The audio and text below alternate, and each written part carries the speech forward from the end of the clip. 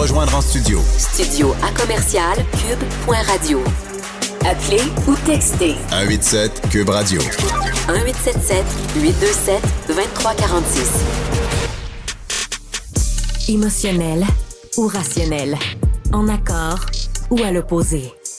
Les rencontres de l'heure. Avant de passer tout de suite à David Santarossa, vous aviez une nouvelle de dernière heure pour ceux qui nous rejoignent en direct. Hey, en dessous du pont Jacques-Cartier, en ce moment, il y a... Écoutez, je peux pas confirmer, c'est quoi? Une fuite d'eau, on dirait? Un aqueduc qui a brisé. Écoutez, bris d'aqueduc, regardez ça! Il y a un geyser gigantesque qui est en train de sortir d'en dessous du pont Jacques-Cartier. Mais je ne comprends pas ce qui se passe. Hey, les images, on voit les véhicules circuler, puis c'est des trompes d'eau, des stationnements inondés complètement. Wow! Honnêtement, c'est vraiment extraordinaire, les images, ceux qui nous rejoignent en visuel.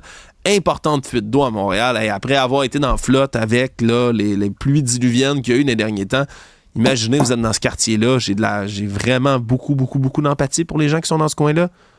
Aïe, mais regardez-moi ça au point, juste en dessous du pont Jacques-Cartier, en dessous des pylônes. Hey, ça, je veux dire, c'est pas résolu tout ça, là. L'eau n'est pas coupée encore. Ouf! OK, on va suivre ce dossier-là. On essaie de rejoindre des gens qui sont sur le terrain, qui vont pouvoir peut-être avoir là, un meilleur aperçu de la situation, mais on suit ça de près tout au long de l'épisode. Si vous êtes dans le quartier, mais faites attention, sortez vos bottes à vache, puis votre tuba rendu là. Mon Dieu, que c'est de l'eau qui sort de là. Hey, David Santarossa, bonjour, mon cher. Je m'excuse, c'est comme une grosse nouvelle de dernière heure. Oui, vraiment, honnêtement, j'ai jamais vu des images comme ça à Montréal. C'est assez... Je sais pas pourquoi on m'entend pas.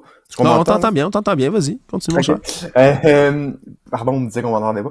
Oui, j'ai jamais vu ça, cette petite image-là à Montréal. Là. C'est assez inquiétant. Oui, nos pensées vont... je pense que c'est du côté de Montréal, hein, c'est bien ça? Oui, c'est du côté de Montréal, de ce que je comprends. On est comme, tu sais, tout près de la station Papineau, j'imagine. Là, c'est de l'eau, hein, s'il vous plaît.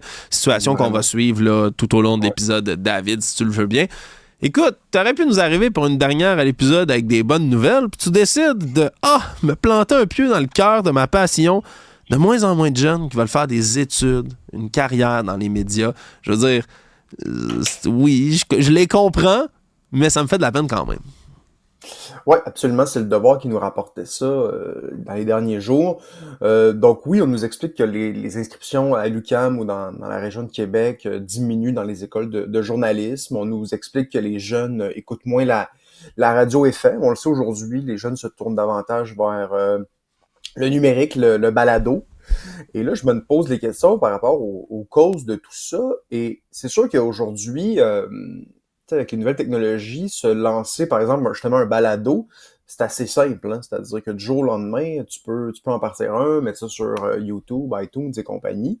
Donc oui, j'ai l'impression que peut-être que certaines personnes, parce que j'imagine que ceux, tu vas pouvoir me dire si j'ai tort ou raison, ceux qui vont en journaliste, j'imagine que tu as peut-être deux classes de personnes. Tu as des gens qui veulent sûrement, qui sont intéressés par le journalisme, et tu as des gens quand même qui veulent aussi faire carrière dans le milieu médiatique, c'est-à-dire avoir une certaine exposition. Et peut-être que ceux qui sont davantage appelés justement par ça, de dire « moi, je veux être une personnalité publique », peut-être que oui, ils vont être davantage dire « écoutez, moi, la formation, je la mets de côté, et puis je vais directement sur les réseaux sociaux ». J'imagine que c'est peut-être une des raisons. Là. Ouais, peut-être. Je t'avoue que moi, quand j'étais au bac en journalisme, justement ici à l'UQAM, à côté, qui est un des bacs, je pense, les plus proéminents là, en la matière, là, les communications en général, mais le bac en communication est divisé de manière à ce que si c'est autre chose que tu veux, tu peux aller le faire. Le journaliste, c'est vraiment très journaliste, parce qu'il y a télé aussi, par exemple, pour les gens qui veulent aller faire ça. Il y a du marketing, il y a toutes sortes de domaines comme ça connexes qui permettent aux gens, il y a communication numérique, là, stratégie numérique, des gens qui peuvent aller faire ça justement pour être capables d'apprendre à bien utiliser les réseaux sociaux, à se créer une image de marque. Des choses qui peuvent aider des gens à se partir médiatiquement, comme tu dis, de faire soit du journalisme citoyen, soit, du vlog, du YouTube, du TikTok, n'importe quoi. On peut le retrouver dans le bac en communication. Mais je t'avoue, David, sur, par exemple, ma cohorte journalistique, puis je leur enlève rien, c'est des gens qui ont un talent phénoménal, qui ont été excellents, mais il y en a peu qui travaillent dans les médias aujourd'hui.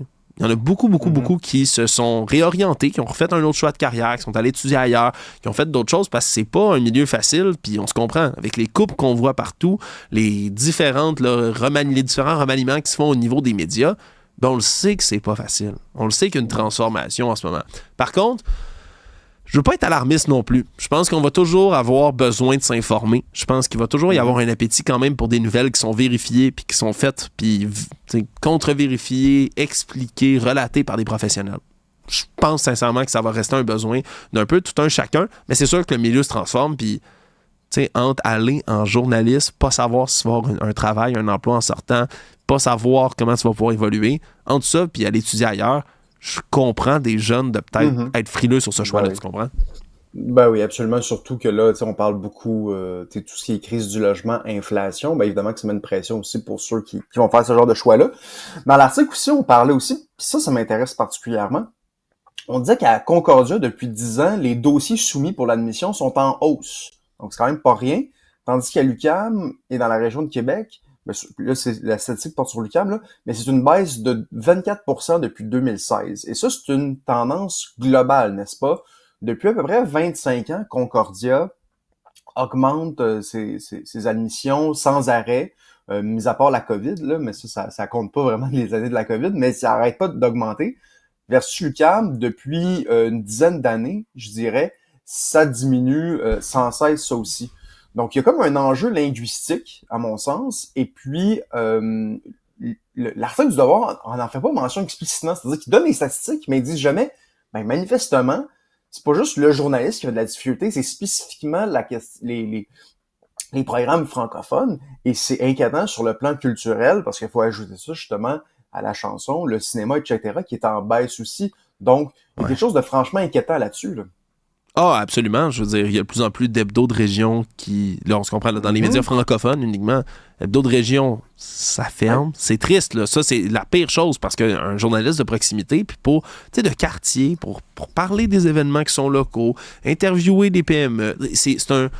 Il n'y a rien, là, puis écoute, je suis tellement pas condescendant. Au contraire, là, pour moi, là, ce journalisme-là, c'est la base de la démocratie de municipalité, entre autres. C'est tellement important, puis il ferme de plus en plus. Station de radio régionale, c'est un peu la même affaire. Bell en a coupé là, à Tralé, on se souviendra, c'est une nouvelle qui est survenue plus tôt cette année. Des emplois dans le milieu là, journalistique québécois francophone, il y en a de moins en moins. C'est plate, mais il y en a de moins en moins. Hein. Vice Québec a fermé il y a plusieurs années de ça. C'était un beau média. Métro, ici à Montréal, ça a fait faillite. C'est triste. C'est triste. Puis je pense pas que c'est la fin. Comme je dis, je veux pas être trop pessimiste. Mais le contexte actuel, il n'est pas bien reluisant. D'où l'importance de continuer à supporter et à encourager votre journalisme local. C'est tellement important. Juste un petit mot, là. Puis je le mentionne, David, vous êtes nombreux d'ailleurs à m'avoir rejoint sur les réseaux sociaux tout au long de la saison pour m'écrire, pour féliciter les gens de l'émission, commenter, réagir, critiquer aussi. Hein. J'ai reçu un beau message d'insulte puis de menace. D'ailleurs, je vais aller appeler la police tantôt. Par rapport à tout ça, David, c'est un bon classique hein, quand on travaille dans le métier, mais heureusement, c'est pas la majorité. Puis on aime cette interaction-là. Fait n'hésitez pas à faire la même chose avec vos journalistes locaux, les hebdos, les radios locales. C'est important, ça. Puis ça permet à des gens d'avoir encore espoir dans le métier, David. Je sais pas si tu me suis. Oui, t'as entièrement raison. On le sait, je veux dire, tant qu'il va y avoir des francophones au Québec, il va y avoir un marché du journalisme qui va être actif, mais il y a quand même une tendance, on peut pas se fermer les yeux face à cette tendance-là, puis c'est ça qui est inquiétant, justement. Les grands centres vont continuer d'être desservis, c'est certain. Je veux dire, à Montréal, il va encore avoir des journaux qui vont faire leur travail. Mais c'est ça, à mon sens, ça témoigne justement d'un problème linguistique assez profond. Puis là, justement, t'avais un des professeurs à l'UQAM, là, Roland-Yves Carignan, qui dit qu'il s'en inquiétait pas outre mesure, que justement, que le journaliste va poursuivre va garder son importance. Oui, ça va garder son importance, mais c'est quand même franchement inquiétant, je trouve. Puis ça amène un peu, je trouve, à mon deuxième sujet dont je voulais parler avec toi. C'est la question de la loi 101 au cégep. Parce que, à mon sens, en ce moment, là, la CAQ a essayé de changer la chose avec la loi 96, là, mais on a diplômé beaucoup de gens dans des cégeps anglophones. Et ça favorise évidemment les gens qui vont aux universités anglophones par la suite. Les statistiques sont claires là-dessus. Si on met la loi 101 au cégep, ben évidemment, on donne de l'oxygène, à mon sens, à notre culture, à nos journaux aussi. Parce que quelqu'un qui étudie au collège, au cégep Saint-Laurent a plus de chances de lire des journaux francophones que quelqu'un qui étudie au cégep Vanier. Ça va de soi. Donc, les collèges francophones, les cégeps francophones vont nourrir la culture éventuellement. Donc, faut pas se tirer dans le pied. Faut pas que les francophones se tirent dans le pied. Faut qu'ils aient le sens de leurs intérêts. Oui, puis je vais ajouter quelque chose d'autre aussi, David, là-dedans. Je suis tanné qu'il y ait des espèces de commentaires fallacieux après ça qui suivent et qui disent regardez, c'est de la discrimination anti-anglophone. Là, wow, minute. Là, la fameuse discrimination anti-anglophone, là, je veux dire, OK, ça doit exister. Il y a certaines personnes qui doivent pas aimer les anglophones. OK. Mais est-ce que c'est un phénomène généralisé puis gravissime? Puis est-ce que la culture anglophone au Québec est en danger? Non. Puis c'est faux d'affirmer ça. Je suis désolé, c'est faux de dire ça. Fait que moi, c'est ça qui va toujours m'agacer autour. On peut avoir un débat sur est-ce que c'est nécessaire? Oui, non. Mais il ne devrait même pas y avoir de débat sur est-ce que ça discrimine les Anglos? Non, non. La réponse, c'est non. Après ça, on peut être pour ou contre. C'est juste, je trouve ça dommage parce qu'il y en a des gens, il y a des anglophones au Québec qui ont à cœur la survie de la langue française puis qui appuient ce genre de mesures-là. Mais on aurait tellement avantage aussi à avoir une espèce de réconciliation là-dessus puis qu'il y ait juste un espèce de respect des communautés anglophones en général envers les efforts des Québécois, Québécoises de langue francophone qui veulent préserver leur langue. Je trouve que c'est une des affaires qui fait la richesse du Québec. Puis ça devrait être un projet commun à tout le monde. Comme je dis, je veux pas généraliser puis mettre tous les anglophones du Québec dans le même panier, là. Au contraire. Mais est-ce qu'on pourrait avoir front commun pour la langue québécoise? Est-ce qu'on pourrait avoir une entente puis un bloc monolithique de gens qui sont tous ensemble unis pour le même objectif? Je trouve que ça serait tellement louable. Puis d'ailleurs, si tu me permets une autre parenthèse, je trouve que ça, c'est un coup de génie de Paul Saint-Pierre Plamondon récemment. Je sais pas si tu te souviens, ces pubs en anglais qui s'adressaient à la communauté anglophone de Montréal pour parler puis faire la promotion de l'indépendance, puis expliquer ce serait quoi les avantages, puis en quoi les communautés anglophones auraient intérêt à voter oui pour un pays. On va avoir besoin, si jamais, là, du côté du Parti québécois, on veut réaliser le projet du pays, on va avoir besoin de tout le monde au Québec, incluant les anglophones. Tu vois, ça, je sais pas pour toi, mais j'ai trouvé ça intéressant, j'ai trouvé ça brillant quand même du Parti québécois de sortir un peu des sentiers battus puis d'en appeler à eux autres. Oui, parce que les anglophones sont des Québécois, justement, mais ils doivent en même temps reconnaître que, justement, il y a quelque chose comme une majorité historique francophone qui veut persévérer, justement, dans sa culture. Et les lois linguistiques ont toujours quand même respecté les droits des minorités anglophones. Après ça, c'est toujours la question des allophones, n'est-ce pas? Les francophones et les anglophones veulent se tirer un peu la couverte de ce côté-là. Mais il faut bien comprendre que surtout avec les seuils actuels, on n'a pas le choix finalement de franciser de manière importante. Puis, il y a différents problèmes de francisation. On pourrait même dire aussi que la francisation, ultimement, c'est insuffisant parce que faut aussi intégrer sur le plan culturel et la francisation, c'est insuffisant. Je serais globalement d'accord avec ça, mais bon, ça reste quand même essentiel. Donc oui, ça prend davantage d'anglophones qui défendent le français, aussi paradoxal que peut paraître cette phrase-là, là, mais ça m'apparaît important. Et puis, mais c'est très difficile à faire parce qu'on est à l'heure actuelle dans une guerre culturelle, n'est-ce pas? Donc, tout le monde, justement, se tire la couverte. Donc, de dépolariser tout ça, c'est très difficile. Je l'ai déjà dit cette semaine, là, Paul Saint-Pierre Plamondon est quand même très, très bon pour dépolariser quand même. Et il a montré dans les dernières années, en fait, qu'il avait raison de le faire. Tu sais, manifestement, si tu passes de 10%, je pense, à un certain moment, au plus de 30%, ben manifestement, tu fais les choses de la bonne manière, donc tu dois continuer en ce sens. Ouais, on va regarder s'ils sont capables de continuer en ce sens-là, parce que c'est le plus dur. Hein, une fois que tu as monté dans les sondages, c'est le fun, mais il faut que tu y restes. Ça, c'est peut-être un des plus grands défis qu'ils peuvent avoir. Hey David, c'est déjà notre dernière de la saison. J'avais le goût de t'interpeller, ben, non seulement de te remercier d'avoir été là, d'avoir diverti nos auditeurs, de m'avoir diverti moi aussi beaucoup avec les sujets qu'on a eus.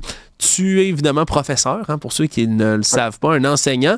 C'est la rentrée scolaire pour toi bientôt. Tu t'attends à quoi? C'est quoi tes plans pour cet automne? Oui, donc moi je commence lundi, dès lundi. Évidemment, les élèves rentrent pas lundi non plus, c'est les journées pédagogiques. Donc oui, moi je travaille, j'ai déjà un poste permanent, je suis très heureux, je suis très motivé. Comme je dis souvent, moi dans la classe, ça se passe très très bien. La problématique des fois, c'est les parents après ça qu'il faut s'obstiner parfois avec eux. Mais dans la classe, j'ai aucun problème. Les élèves sont motivés. Si on croit en leur capacité, ça se passe généralement bien. Et là, tu vas être content, je finis sur une note positive plutôt. Ça va bien se passer cette année. Bon, ça va bien se passer cette année, puis on le souhaite sincèrement à David d'avoir la pénurie d'enseignants et d'enseignantes qu'on a au Québec. Je le souhaite, ça en prend plus des gens comme toi. Un gros merci, David, pour l'excellente Merci. saison. Pareillement, salut. Salut.